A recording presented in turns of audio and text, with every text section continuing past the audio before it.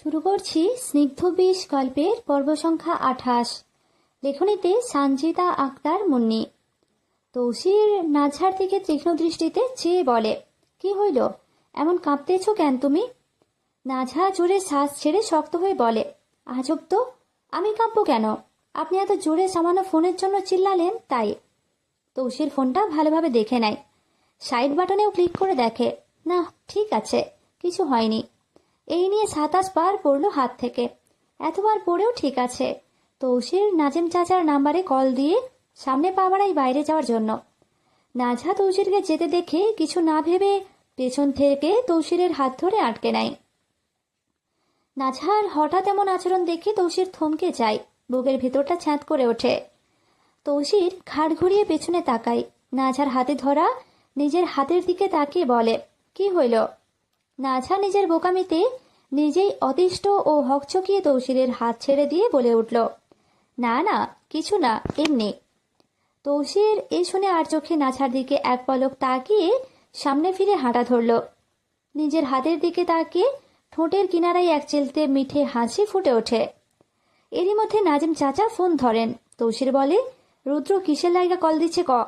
এটা বলতে বলতে রুম থেকে বেরিয়ে যায়। নাঝার জান ভয়ে শুকিয়ে যাচ্ছে। যদিও যে কিলারটাকে তার বাড়ি থেকে পাঠানো হয়েছে তাকে নিজের পরিচয় বলা হয়নি, তারপরও ভয়ে জান প্রাণ ওষ্ঠাগত। তৌসির কোথায় যাচ্ছে সেটা দেখতে নাঝা বারান্দার দিকে পা বাড়ায়। এদিকে তৌসির করিডোরে যেতেই নাজিম চাচা ওকে বললেন, তুই আর আসিস না, এই রুদ্রবাহিনী কখন কোন পাল মারাইব বুঝে না, তুই রেস্ট নে বাপ। তৌসির চাচার কথায় আশ্বস্ত হয়ে আবারও ঘরে ফিরে আসে। ঘরে এসে দেখে নাঝা নেই। মিনিটের মধ্যে সে বারান্দায় চলে গেছে। তৌসির বারান্দা দিকে যেতে যেতে বলে, আমার ছিনাল খালি ব্যালকনিতে যায়, কবে না কোন জিন ভর করাই নিজের ঘাড়ে কে জানে। বারান্দায় গিয়ে দেখে নাঝা রেলিংয়ে হাত রেখে মাথা সামনে ঝুঁকিয়ে কিছু দেখার চেষ্টা করছে। তৌসির ধীর পায়ে নাঝার পেছনে গিয়ে দাঁড়ায় এবং তার কাঁধে হাত রাখে। আকস্মিক এমন হয় নাঝা ভয়ে লাফ দিয়ে পেছন ফিরে তৌসিরকে দেখে বিস্ময়ের চরমে পৌঁছায়। তৌসির বাইরে গেল আবার চলেও আসলো, এত তাড়াতাড়ি? নাঝার মাথায় হঠাৎই রাগ চড়ে যায়। কেন চড়ে, কি জন্য চড়ে যায় সে বুঝে পায় না। সে ঝাঁঝালো কণ্ঠে বলে, আমাকে কথায় কথায় ছোঁয়া ছাড়া থাকতে পারেন না? বিষ লাগে আপনার এই ছোঁয়া, বললে শুনেন না কেন? তৌসির নাঝার এমন আচরণে স্তব্ধ। এই একটু আগেও তো কত ভালো আচরণ করছিল, আর এখন রংরূপ পাল্টে গেল।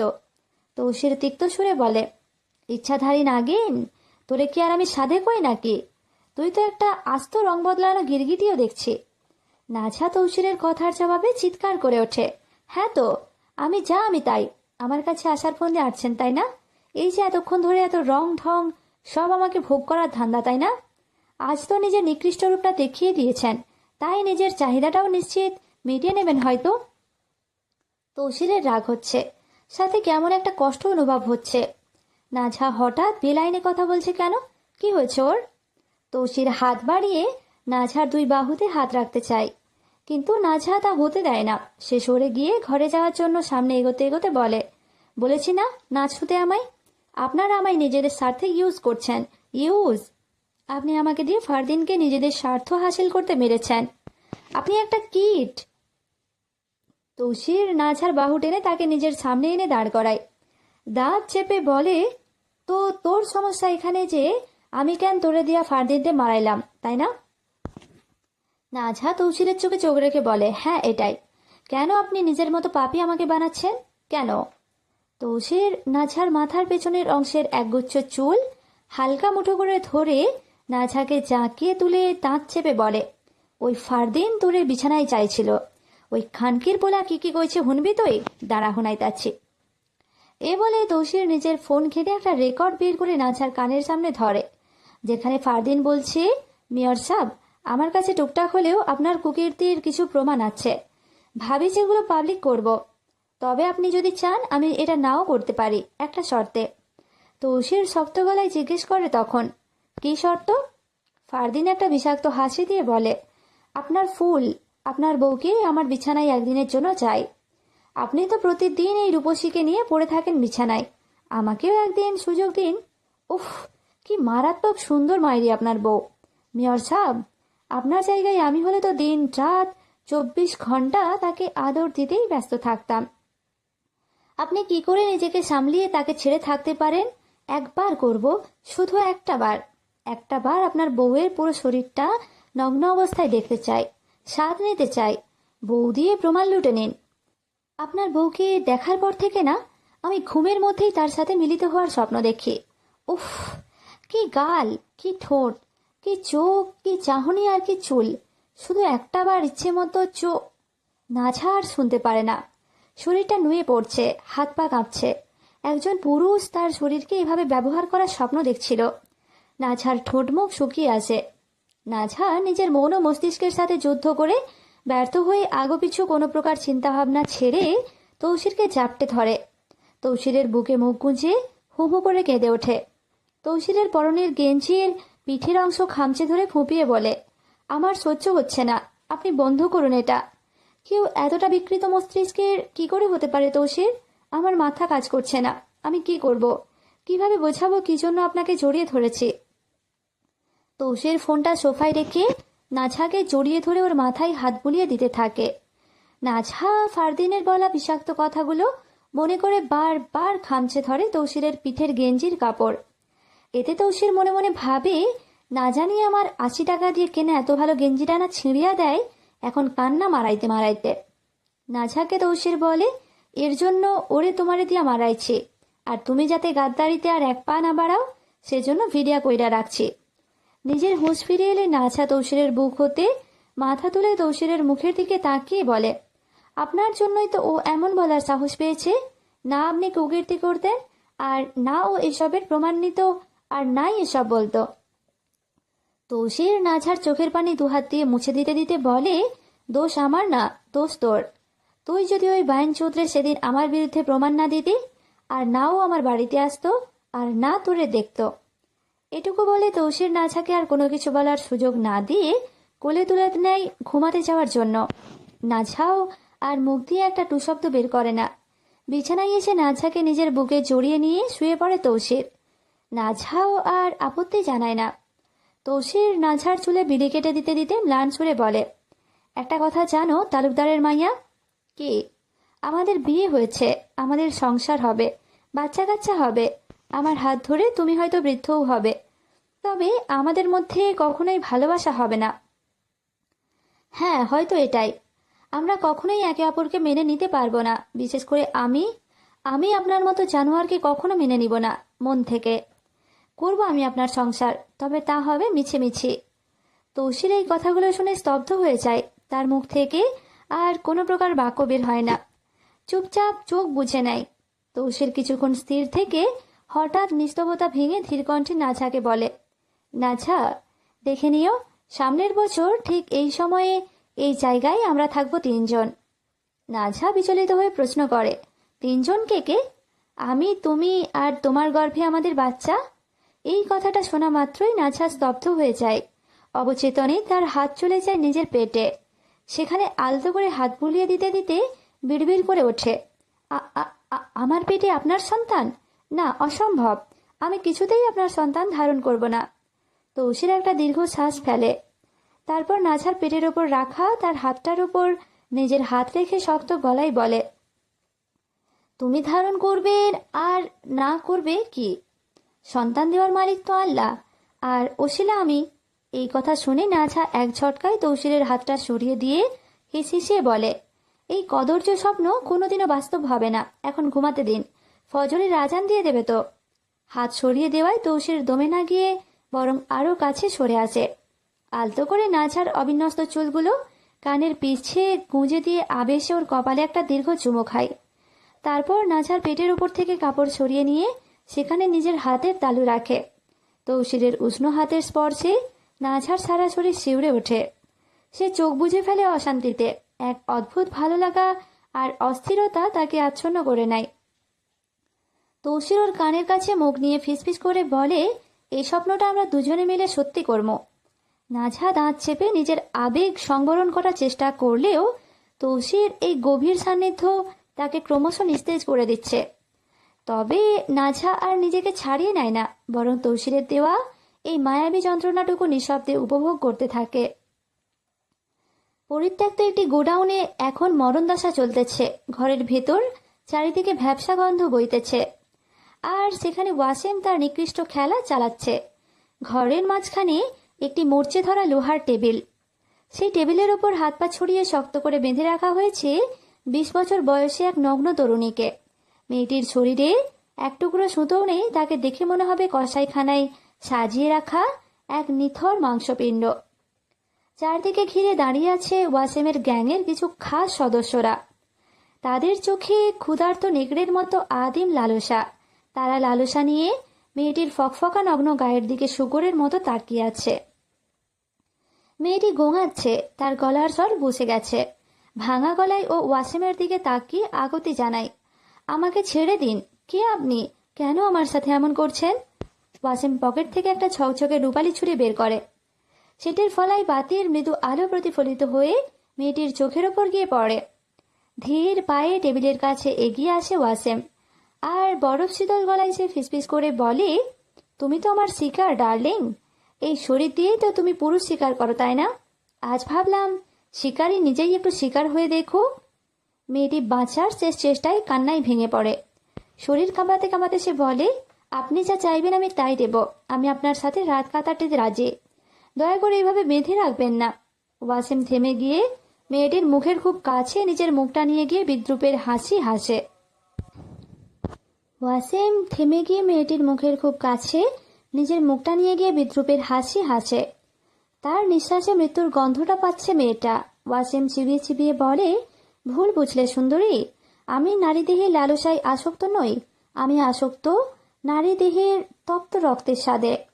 তোমার ওই নরম চামড়ার নিচে যে উষ্ণ স্রোত বয়, ওটার নেশাই আলাদা। কথা শেষ হওয়ার আগেই বিদ্যুৎ বেগে ওয়াসিম মেয়েটির বুকের বাঁ পাশে নরম স্তনে ছুরি বসিয়ে দেয়।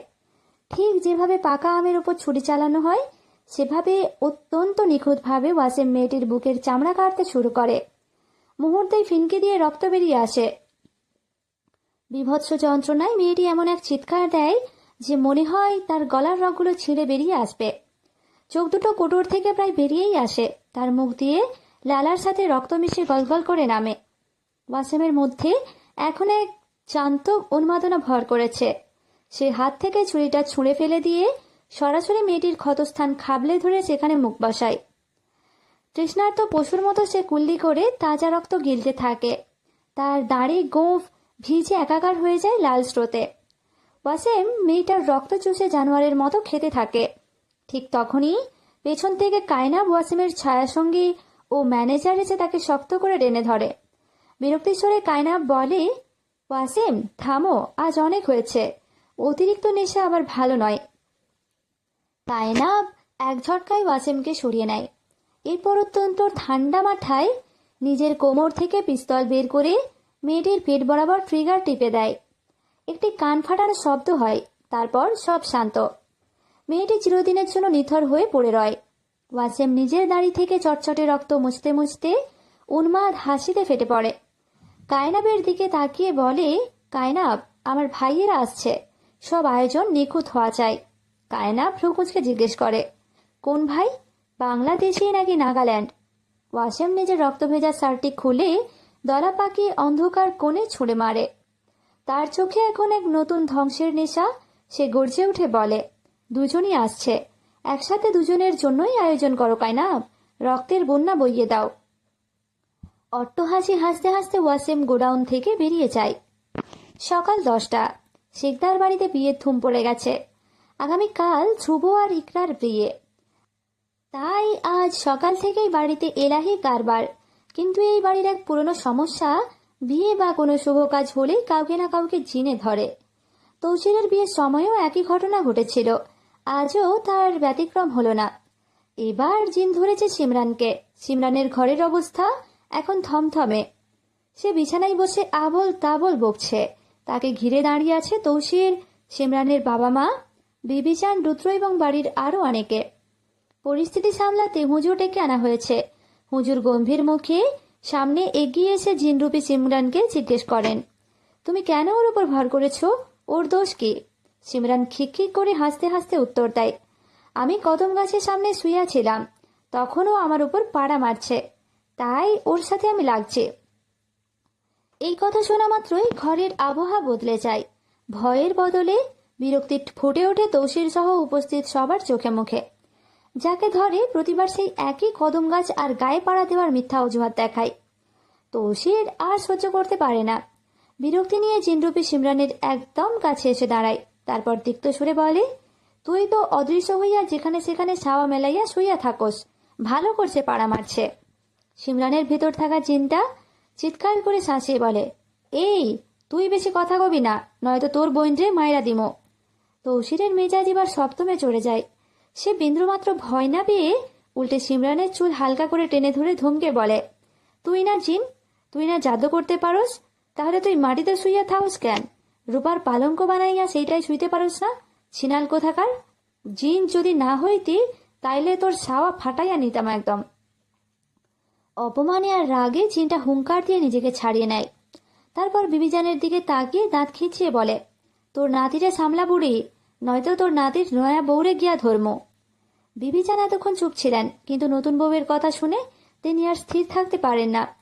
তিনি এগিয়ে গিয়ে সিমরান রূপী জিনের গালে কষে এক থাপ্পড় মেরে চড়া গলায় বলেন, তুই যাইবি নাকি আমি আমার গুলারে ডাকমো? তখন কিন্তু অবস্থা খারাপ হইয়া যাইব। বিবিজানের থাপ্পড় আর ধমক খেয়ে জিনের সুর নরম হয়ে যায়। সে মিনমিন করে বলে, আমারই আমার পাওনা দিয়া দাও, আমারই 1 কেজি মিষ্টি দিয়া দাও, আমি চইলা যামো।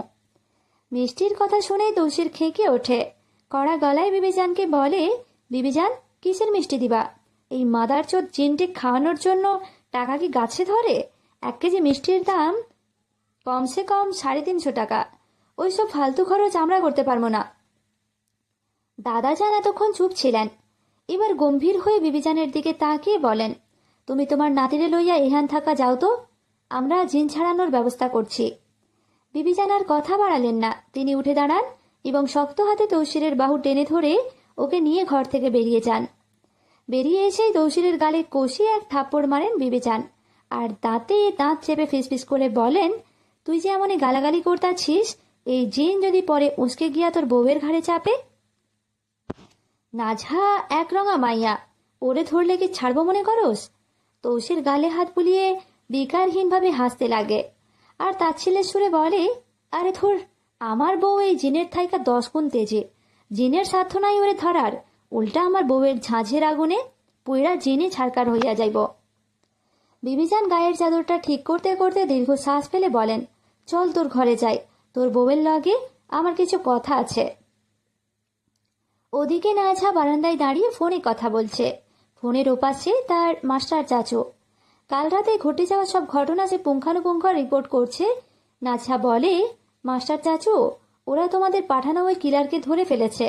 যখন ধরেছিল তখন আমার গোলামের ফোনে কল এসেছিল। ও দেখতে গিয়েছিল কি হয়েছে, কিন্তু কিছু না দেখেই চলে এসেছে। আমি যখন মিথ্যা রাগ দেখিয়ে জানতে চাইলাম কেন আমাকে দিয়ে খুন করালো, তখনই ও সত্যটা আমাকে বলেছে। আমাকে ফারদিনের একটা রেকর্ডও শুনিয়েছে। ওই ফারদিন ভালো লোক ছিল না মাস্টার চাচু, আসলে একটা জানোয়ার ছিল। মাস্টার চাচু জিজ্ঞাসা করলেন, সে তো জানি, কিন্তু কি করেছিল সে? নাঝা ঘৃণার সাথে উত্তর দিল, অনেক জঘন্য কাজ, যা তোমাকে মুখে বলতে পারবো না আমি। উপাস থেকে মাস্টার চাচু বললেন, আচ্ছা বলতে হবে না, তুই শুধু মনে রাখিস তোর আসল কাজটা কি। বোকামি করে কান্না করিস না, আর একদম ভয় পাবি না। শিকারের মতো তীক্ষ্ণ চোখে সামনের দিকে তাকিয়ে নাঝা বলল, না, মনে রেখেছি। তোমরাও মনে রেখো, আমি কিন্তু তৌসিরের মতো পশুর সংসার করব না। কাজ শেষ হলে আমাকে এই লোকের হাত থেকে বাঁচতে হবে, সে তোকে বলতে হবে না। নাঝা বাঁকা হেসে বলে, না না, মনে করিয়ে দিলাম, কারণ তোমরা তো আবার স্বার্থপর। স্বার্থ শেষে যদি আমায় এই জাহান নামেই মরার জন্য ফেলে রাখো। কথাগুলো বলেই ফোনটা নামিয়ে রেখে দেয় নাঝা। সংযোগ বিচ্ছিন্ন করে যেই না পেছনে ঘুরে দাঁড়ায়, আচমকাই চড়াস করে এক তীব্র চপেটাঘাত আছড়ে পড়ে তার লালিমা মাখা ফর্সা গালটার ওপর। থাপ্পড়টা মেরেছেন স্বয়ং বিবিজান। ঘরের ভেতর বিবিজান আর তৌসির আগে থেকেই উপস্থিত ছিলেন এবং তার সব কথা শুনে ফেলেছেন, তবে তা ঘুণাক্ষরেও টের পায়নি নাঝা। থাপ্পড়ের আঘাতটা এতটাই অতর্কিত আর জোরালো ছিল যে নিজেকে আর স্থির রাখতে পারে না। প্রচন্ড অভিঘাতে মাথাটা চক্কর দিয়ে ওঠে। চোখের সামনের পৃথিবীটা মুহূর্তেই ঝাপসা হয়ে যায়। টাল সামলাতে না পেরে ছিটকে মেঝের ওপর লুটিয়ে পড়ে নাঝা। আঘাতের তীব্রতায় নাক দিয়ে গড়িয়ে পড়ে উষ্ণ রক্তের ধারা। নাঝাকে কি মেরে ফেলা হবে? কি হবে তার সাথে? জানতে বেশি বেশি কমেন্ট করুন। আপনারা অবশ্যই জানাবেন এই পর্বটি আপনাদের কেমন লাগলো, এবং যদি ভালো লেগে থাকে তাহলে অবশ্যই লাইক, কমেন্ট আর বেশি বেশি শেয়ার করবেন।